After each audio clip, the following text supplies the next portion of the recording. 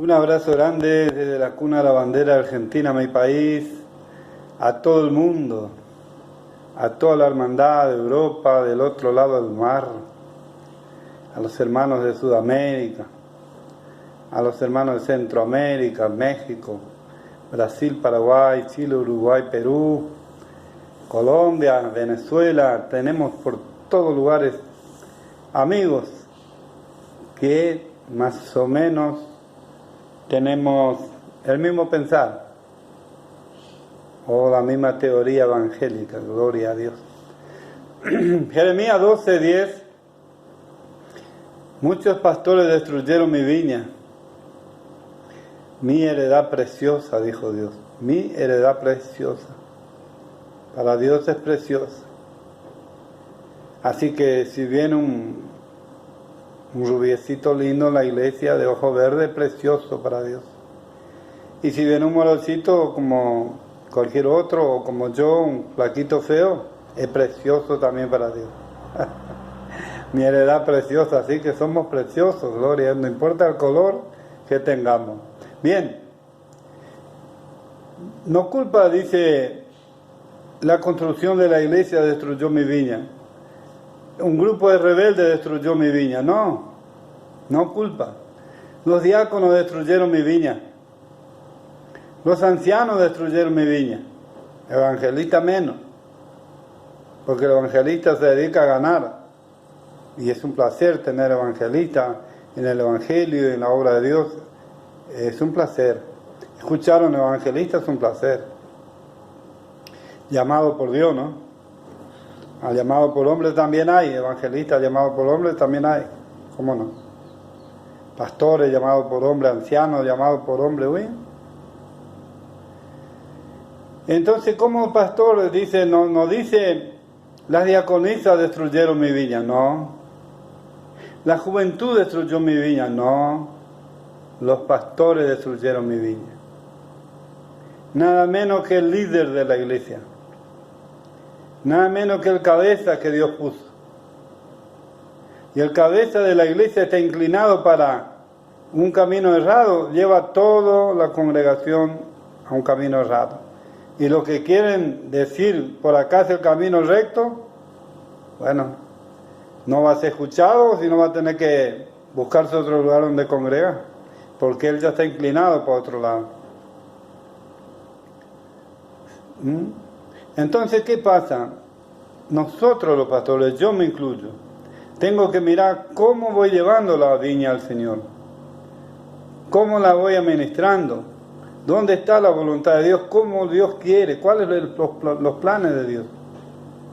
Y la mayor parte han nacido pastores buenos, la mayoría arrancó bien, como todo auto de carrera, después se le calentó el motor. Pegando varias vueltas, corriendo bien, se le calentó el motor. Se calentó por la plata. Después de varias vueltas, ida y vueltas, empezó a entrar en la cabeza de él el signo peso. Entonces, hermanos, la Biblia nos habla de los levitas. Nos dice el levita, que era uno solo, los levitas. Ellos no tenían heredad, por cierto. Gloria al Señor. Y yo considero que el levita no es solo el pastor, que él tiene que llevarse todo lo que la vaca da, la leche que la vaca da. No, que los levitas, están los ancianos, están los diáconos, hay diaconisas que están en ayuno y oración, y por ahí son hermanas de edad que no pueden trabajar, también merece la ayuda de la iglesia. Hermanos pobres.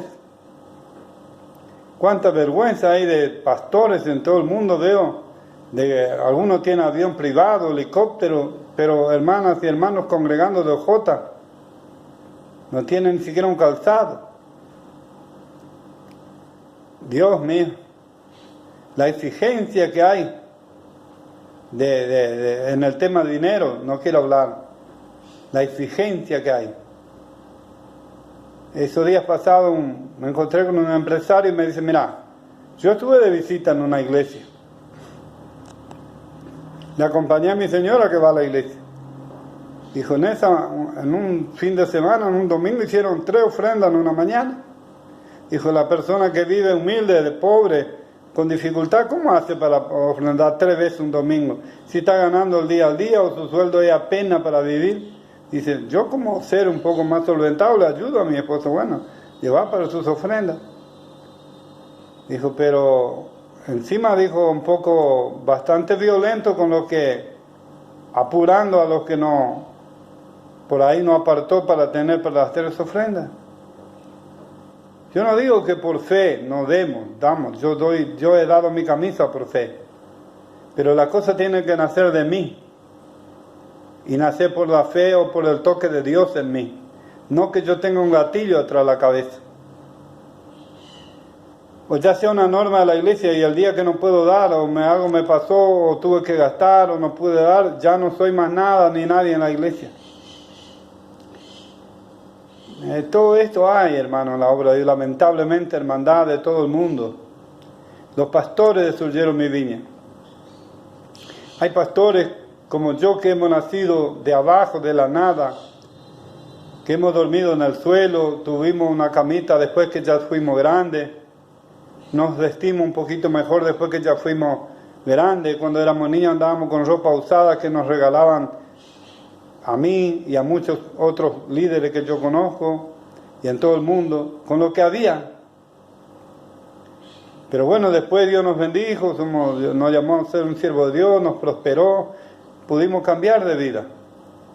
Pero tampoco eso es motivo de que me lleve a la avaricia y yo tenga que destruir la viña del Señor, porque hay familias que no se van más a la iglesia, hermano, porque se cansaron de tener realmente un apriete pastoral encima por dinero, y ahí destruí la viña, destruí una familia entera, o no destruí. Si yo por apriete de dinero los corrí de la iglesia, o se fueron, porque ven que al pastor solo le interesa el dinero, entonces ahí destruí una familia. Que Dios me guarde, que Dios me libre, que Dios tenga misericordia.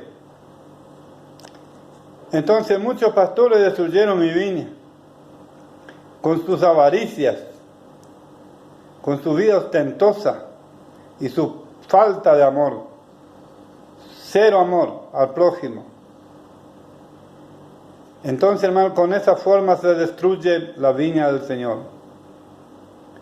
Que Dios nos ayude, hermanos y hermanas, pueblo del Señor, orar para que Dios levante pastores que amen la obra de Dios, que amen la viña del Señor, que construya, que mantenga limpia la viña, que cuide la viña, que la mantenga bendecida la viña del Señor, que la mantenga en las manos de Dios todos los días, poniendo la viña en las manos del Señor.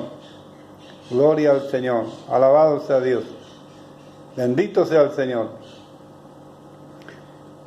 Y hoy por hoy, en todo el mundo, si uno se descuida, la iglesia es una empresa familiar finalmente. La empresa del pastor, de sus hijos, sus hijas, sus nueras, sus yernos, sus tíos, sus abuelos, su padre, su madre. No, la viña del Señor. Tampoco es hereditaria. Si yo me muero, tiene que quedar mi hijo. Si él es llamado por Dios, va a quedar. Tengo hijo obrero en la iglesia. Y dentro de un tiempito tendré que decir adiós a la dirección de la iglesia. Dentro de días nomás. Hay evangelistas, hay ancianos. Tengo hijos. Cuando digo hijos con S, tengo hijos obreros. Y no... será a quien Dios ponga en mi corazón, que el Espíritu Santo me diga, fulano va a quedar enfrente de la obra, todos mis hijos, aunque sean obreros, van a estar sumisos a ese hermano, a ese siervo que Dios apartó y dejó ahí en mi lugar. Se va a hacer así. A nada de hereditario de dejar a mi hijo muere, deja para el hijo. Esto no es una vaca atada, señores, pueblo de Dios. La iglesia va por la voluntad de Dios, y los siervos, los ministros que la ministran tienen que estar puestos por la voluntad de Dios. Pero vaya y vea al fin de todas las iglesias, y vea al fin, el Padre fue llamado por Dios anduvo muy bien la viña del Señor. Funcionó muy lindo la grey de Dios. El hijo ya quedó, porque el padre no quiso dejar otro, dejó el hijo. Vea cómo va. El hijo volvió a dejar al otro hijo, ya nieto sería. Vea cómo va, analice cómo estuvo, cómo era el papá, cómo está la cosa ahora. Cómo va. Ojalá Dios haya elegido así. Alguna familia habrá sido así.